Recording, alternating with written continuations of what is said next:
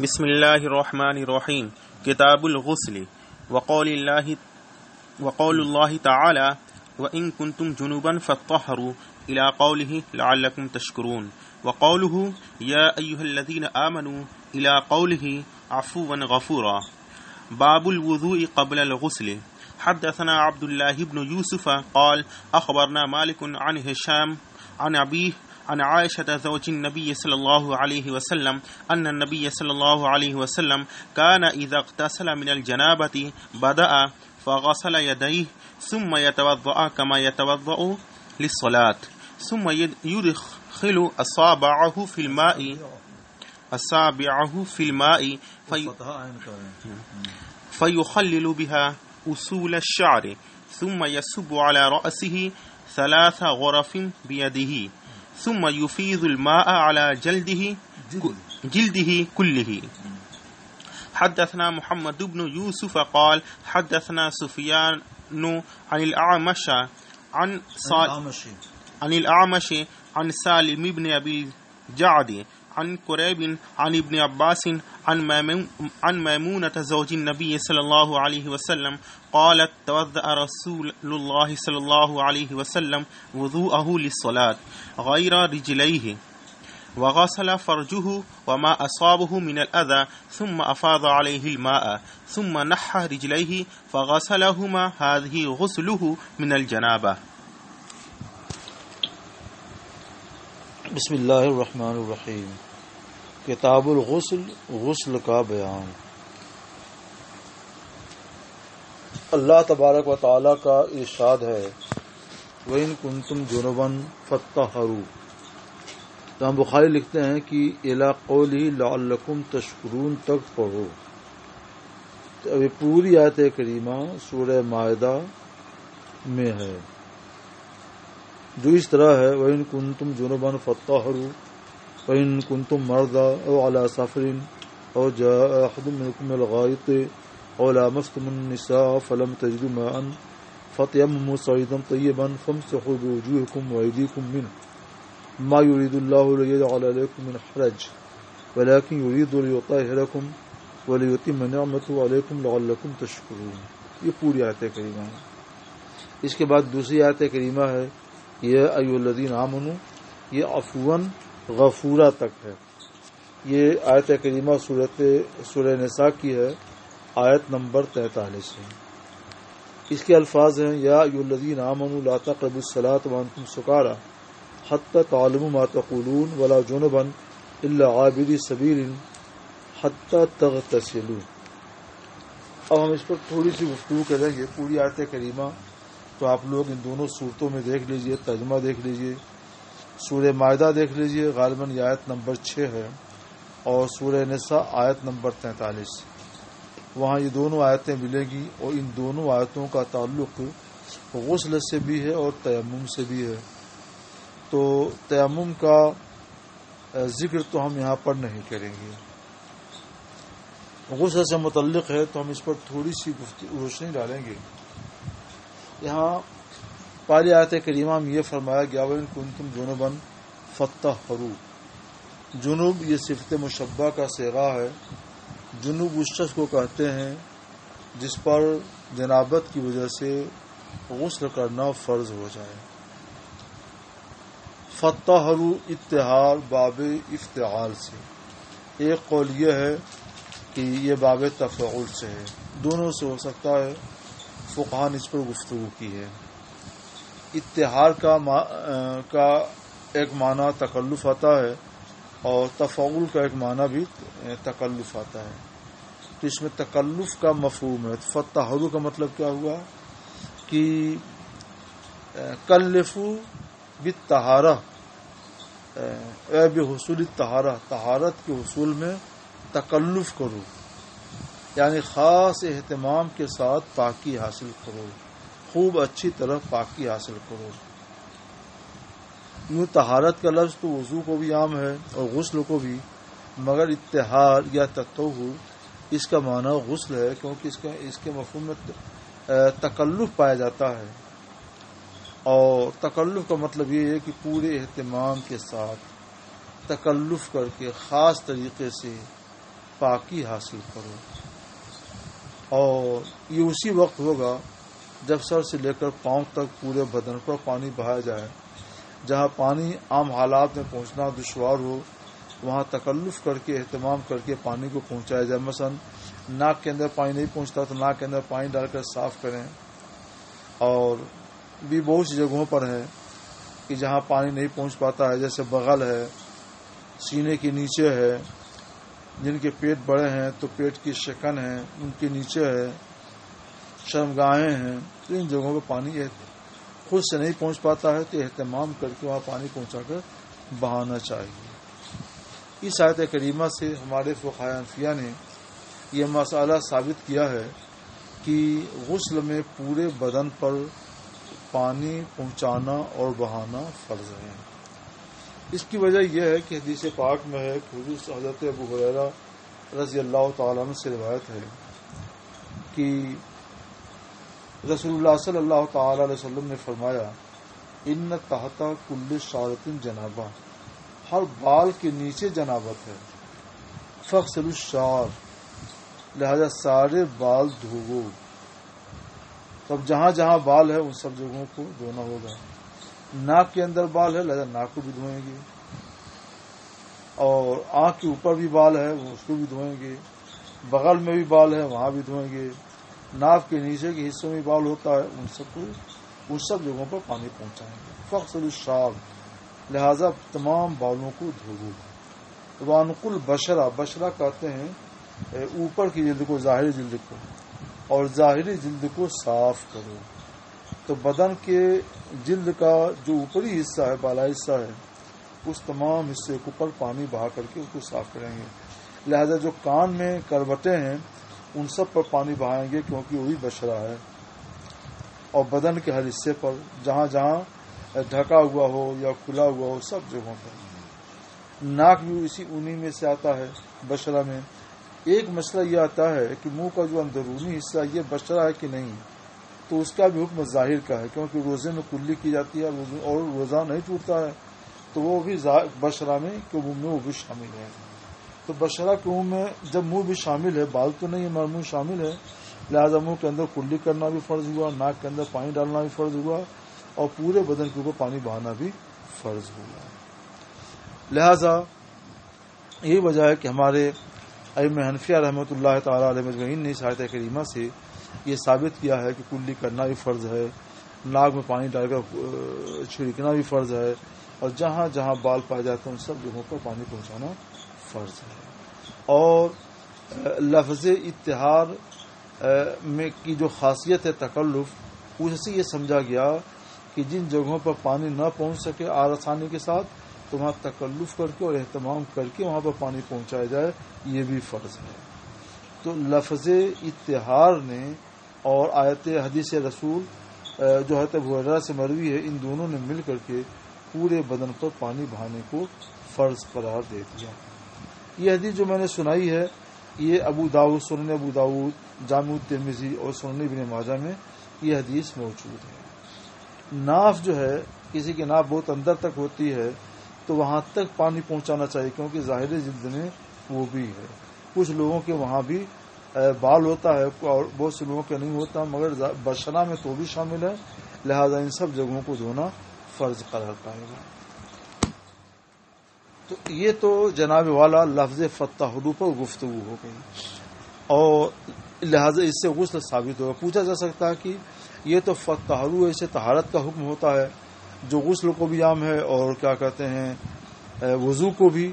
کوئی غسل کے لیے تو خاص نہیں ہو سکتا، اس سے مراد جو ہے وضو ہی کرنا ہو، تو اس کی تشریح ہم نے یہ کر دی. دوسری آیت کریمہ جو سورہ نساء آیت نمبر 43 ہے، اس میں فرمایا گیا کہ ولا جنبن، اور حالت جنابت میں بھی نماز کے قریب نہ جاؤ، حتی تغتسلوا، یہاں تک کہ تم لوگ غسل کر لو. یہاں تو لفظ اغتسال آ گیا، لہذا یہاں تو ہم کو استدلال کی الگ کوئی ضرورت نہیں ہے. اور غسل کتنا ہے تو وہ غسل جو ہے پورے بدن پر ہوتا ہے، جیسا کہ ابھی احادیث نبویہ سے ثابت ہو جائے گا. تو لفظ اتحاد میں تو تشریح اور تقریری استدلال کی ضرورت تھی، ہم نے کر دی، اور حتی تغتسلوا سے تو مراد بالکل واضح ہے.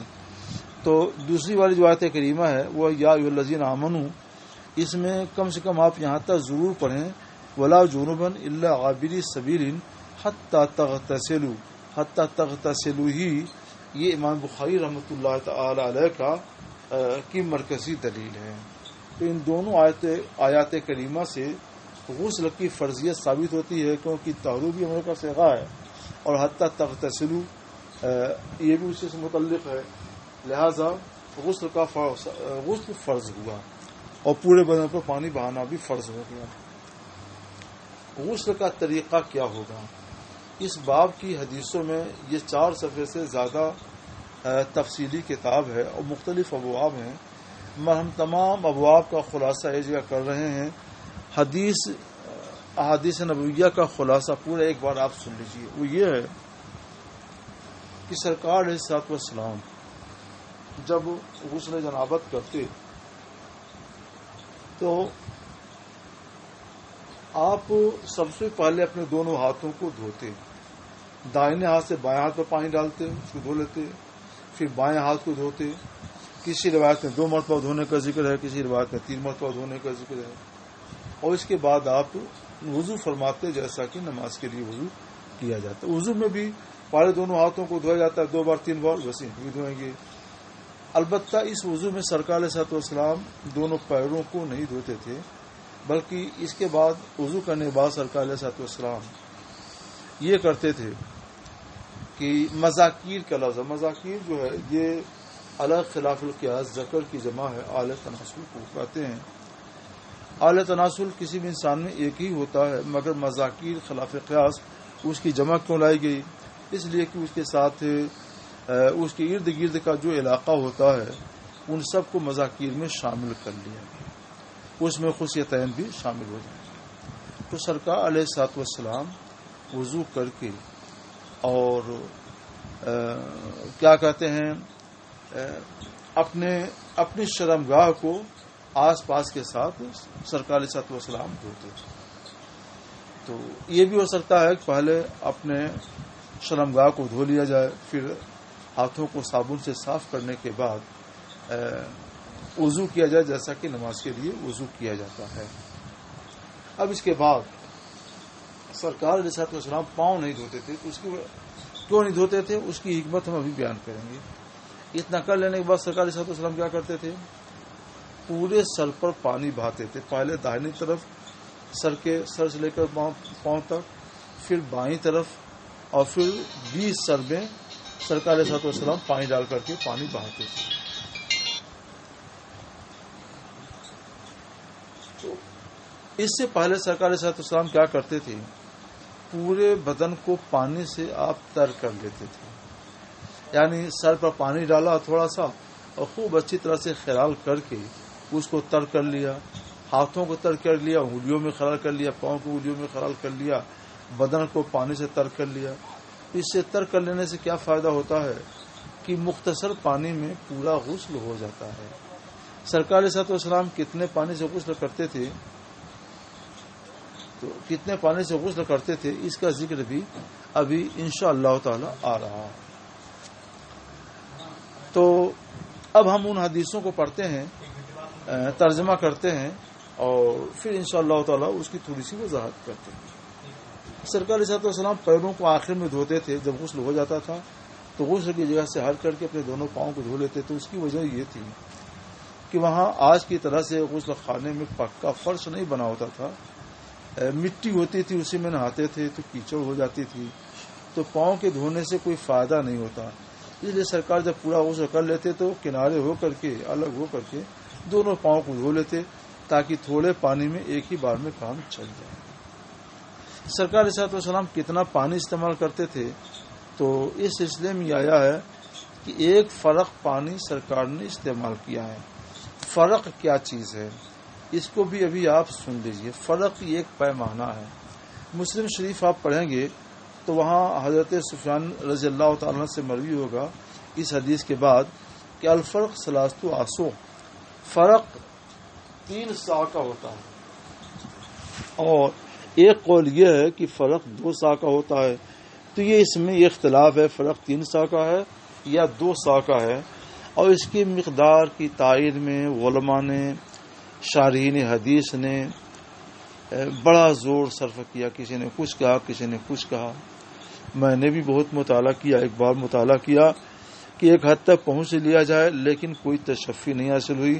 اختلاف کا اختلاف سامنے رہ گیا. سوچا کہ ذرا اعلیٰ حضرت علیہ رحمہ کو دیکھا جائے.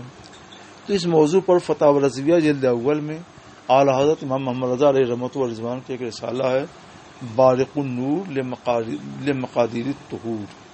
اس رسالے کا ذکر میں پہلے بھی آپ کے سامنے کر چکا ہوں. تو اس رسالے کو جب میں نے پڑھا تو آپ نے بھی اس پر بحث کی ہے، مگر بہت تھوڑی بحث کی ہے. چند عبارتیں دونوں فریق کی نقل کر کے لکھتے ہیں کہ ولا خلف، اس میں کوئی اختلاف نہیں ہے.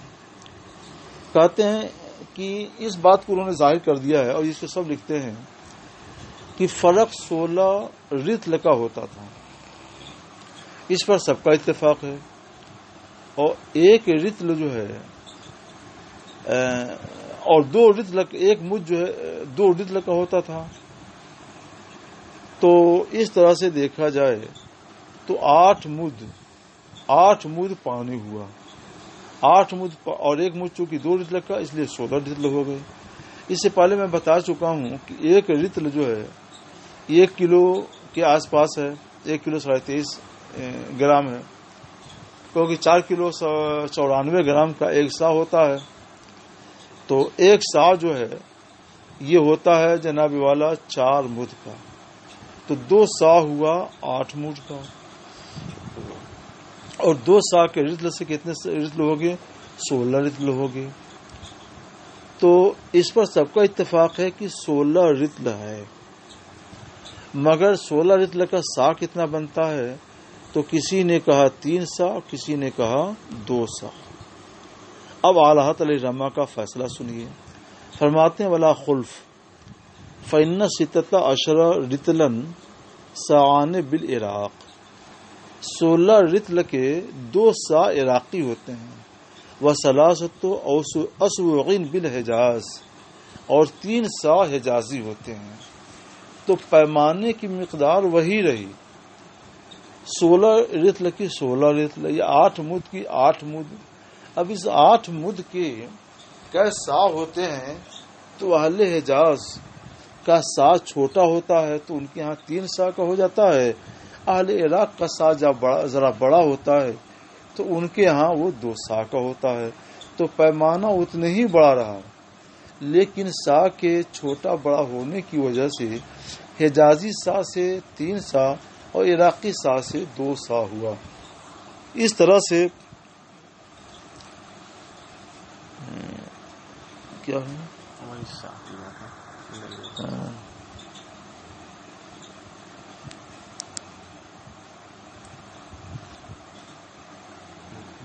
اس سے جو ہے مجھے بڑی تشفی ہوئی کہ یہی قول فیصل ہے. تو در حقیقت یہ کوئی اختلاف نہیں. جیسے بیگھا میں ہوتا ہے کہ بیگھا کہیں کہ چھوٹا ہوتا ہے، کہیں کہ بڑا ہوتا ہے. تو زمین کی ایک ہی مقدار کہیں 2 بیگھا ہو سکتی ہے، اور کہیں وہی مقدار جو ہے 3 بیگھا بھی ہو سکتی ہے. اسی طور کا یہ اختلاف ہے. تو بہرحال ہم لوگ جس کو اختیار کرتے ہیں اس کے لحاظ سے وہ فرق 2 سا کا ہوا. 8 مد 16 رتل کا. تو سرکار علیہ الصلوۃ والسلام 2 رتل سے یہ کیا کہتے ہیں، ایک فرق یعنی 2 سا سے غسل فرماتے تھے. تو 2 سا کا مطلب کیا ہوا؟ 8 کلو اور 16 گرام کم 200 گرام. 8 کلو 200 گرام پانی سے سرکار علیہ الصلوۃ والسلام نے غسل فرمایا. 8 کلو 188 گرام. اس موضوع پر پوری تفصیل اور تحقیق دیکھنی ہو تو آپ لوگ فتاوی رضویہ کا یہ رسالہ بارق النور لمقادیر ماء الطہور کا مطالعہ کر لیجیے. اس باب میں جتنی بھی حدیثیں آئی ہیں ان تمام حدیثوں کا خلاصہ یہی ہے جو میں نے بیان کر دیا. اب میں 1-2 حدیثیں پڑھ دیتا ہوں، پھر ابواب پر نظر ڈالتے ہوئے آگے بڑھوں گا. اس میں آپ کو فتح سے جو استدلال ہوتا ہے اس استدلال کو واضح کر لیں، نوٹ کر لیں. یا ایھا الذین آمنوا الا قول عفوا غفورا میں حتی تغتسلوا کا لفظ ہے، اس کو نوٹ کر لیں اور پھر اس خلاصے کو نوٹ کر لیں۔ بال شریعت دیکھ لیجئے گا، بال شریعت میں جو ترتیب بیان کی گئی ہے وہ حدیث نبویہ کے پیش نظر ہے، اس کو آپ ذہن میں رکھ لیجئے۔ وہی بال شریعت میں جو ہے وہ ان حدیثوں کا خلاصہ ہی ہے۔ اب ذرا ترجمہ کر لیجئے صاحب، ہم صرف چند حدیثوں کا ترجمہ کریں گے۔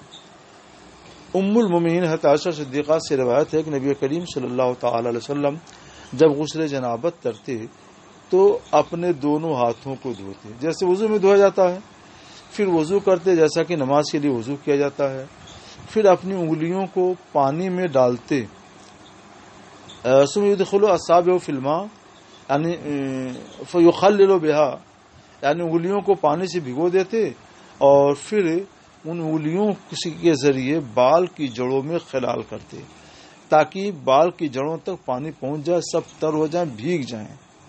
جب پورے بال بھیگ جاتے تھے، یعنی بال کی جڑیں بھیگ جاتی تھیں، ثم يصب على راسه، پھر سرکار اپنے سر پر پانی ڈالتے تھے، 3 غرف، 3 چلو پانی، ایک چلو پانی دائیں، دوسرا چلو پانی بائیں، تیسرا چلو پانی بیچ سر میں، 3 غرف اپنے ہاتھ سے۔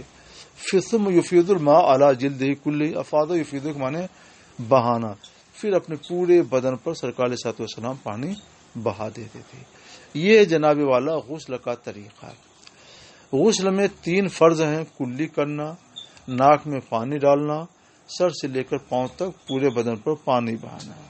سرکار علیہ الصلوۃ والسلام نے جب بھی غسل کیا ہے تو ان تینوں باتوں کا اہتمام ضرور کیا ہے، اور لفظی اتحاد سے بھی یہ اہتمام ثابت ہوتا ہے، جیسا کہ ہم نے اپنی ابتدائی تقریر میں حدیث نبوی کی روشنی میں واضح کر دیا۔ دوسری حدیث میمونہ، یہ دوسری بیوی ہیں میمونہ، وہ بیان کرتے ہیں کہ رسول اللہ صلی اللہ تعالی علیہ وسلم نے وضو کیا جیسا کہ نماز کے لیے وضو کیا جاتا ہے، غیر رجل ہے، اس میں یہ آ گیا کہ دونوں پیروں کو سرکار نے نہیں دھویا اور اپنی شرمگاہ کو دھویا، وما اصابہ من جلازہ، اور شرمگاہ کے آس پاس جو نجاست لگ گئی تھی، نجاست وغیرہ، ان سب کو دھویا، پھر اپنے پورے بدن پر پانی بہایا، ثم نحى رجليه، پھر آپ نے اپنے پیروں کو وہاں سے ہٹایا، غسل کی جگہ سے ہٹایا، اور اس کے بعد دونوں پیروں کو بھی دھویا۔ یہ ہے سرکار کا غسل جنابت۔ سرکار نے دونوں پیروں کو بعد میں کیوں دھویا، اس کی وجہ میں نے بیان کر دی۔ باب غسل رجل مع امرأته، مرد کا اپنی بیوی کے ساتھ غسل کرنا، یعنی میاں بیوی دونوں ایک ساتھ غسل کر سکتے ہیں، یہ بھی جائز ہے۔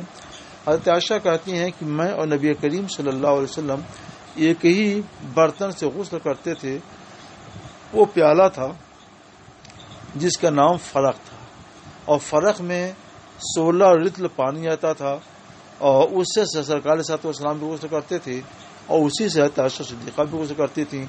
دونوں پر تقسیم کر دیا جائے تو گویا 4 ایک ساتھ سے غسل کیا حضرت عائشہ صدیقہ نے، اور ایک ساتھ سے غسل فرمایا نبی کریم صلی اللہ تعالی علیہ وسلم نے۔ باب الغسل بالساغ ونحوہ، سا اور اس طرح کے برتن سے غسل کرنا۔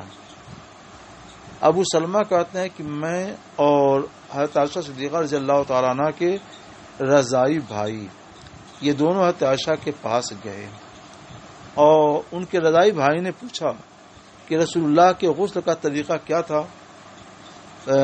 ان کے سوال میں یہ تھا کہ آپ ہمیں وہ غسل کر کے بتائیں، سرکار کس طور پہ غسل کرتے تھے، تو کیونکہ جواب سے یہی لگتا ہے کہ ان کی طرف سے سوال یہی تھا، اور وہ بھائی ہوتے تھے، تو انہوں نے 1 سا کے قریب ایک برتن منگایا اور اس سے غسل کیا، اور اپنے سر پہ پانی بہایا۔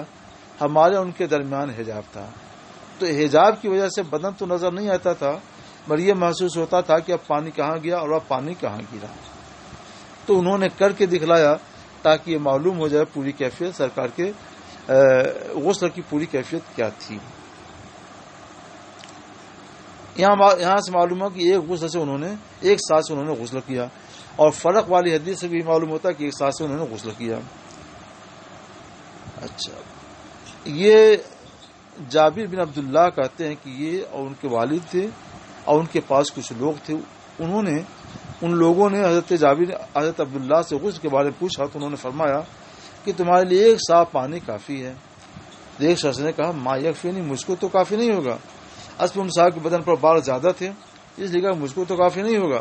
تو حضرت جابر نے کہا رضی اللہ تعالیٰ عنہ، کانا یکفی من ہوا اوفا من کا، ایک صاف پانی ان کے لیے کافی ہو جایا کرتا تھا، ان کے غسل کے لیے کافی ہوتا تھا جو تم سے زیادہ بال والے تھے اور تم سے بہتر تھی، یعنی سرکار علیہ الصلوۃ والسلام.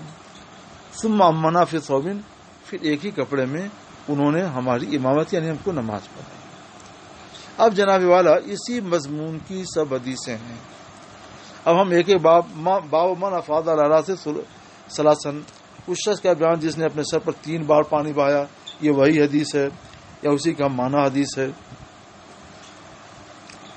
اس میں ایک حدیث جو ہے آ رہی ہے، قال لجابر اتانی ابن عم کا، میرے پاس تیرے چچیرے بھائی آئے، ان کی مراد تھی حسن بن محمد بن حنفیہ سے. پوچھا کیف الغسل من الجنابہ؟ فقلت کان نبی صلی اللہ تعالی وسلم یاخذ 3 اکف، 3 چلو پانی لیتے تھے اور اسے اپنے سر پر بہاتے تھے، پھر اپنے پورے بدن پر بہا لیتے تھے. مجھ سے حسن نے کہا کہ انی رجل کثیر الشعر، میں ایسا آدمی ہوں میرے بدن پہ بال بہت ہیں. تو میں نے کہا نبی کریم صلی اللہ علیہ وسلم کے بدن پر تم سے زیادہ بال تھے، اس لیے تم کو اس میں کوئی تردد نہیں ہونا چاہیے. اب وہ ساری حدیثیں آ گئی. باب الغسل مرتن واحدتن، ایک بار غسل کا بیان، کہ پانی کم ہے تو ایک بار پورے بدن پر اچھی طرح پانی بہا لیا جائے کافی ہوگا. باب من بدا بالحلاب او الطیب عند الغسل، حلاب یہ ایک قسم کا برتن ہے. حلاب اس برتن کو کہتے تھے جس میں اونٹنی کا 1 مرتبہ کا پورا دودھ آ جاتا تھا، اس کو حلاب کہتے تھے. اور طیب کے معنی خوشبو کہتے ہیں. اس شخص کا بیان جس نے حلاب یا جیسے برتن سے غسل کیا اور غسل کے وقت خوشبو لگائی. غسل کے وقت خوشبو لگا لیا جائے تو اس کی وجہ سے بدن سے خوشبو آتی ہے. اور ایک حلاب سے غسل کرنا چاہے وہ غسل کر سکتے ہیں، یعنی برتن اتنا بڑا ہو جس میں حلاب جیسا ہو، یعنی اس کے اندر یہ اتنا پانی آ سکے جتنا حلاب کے اندر دودھ آتا ہے.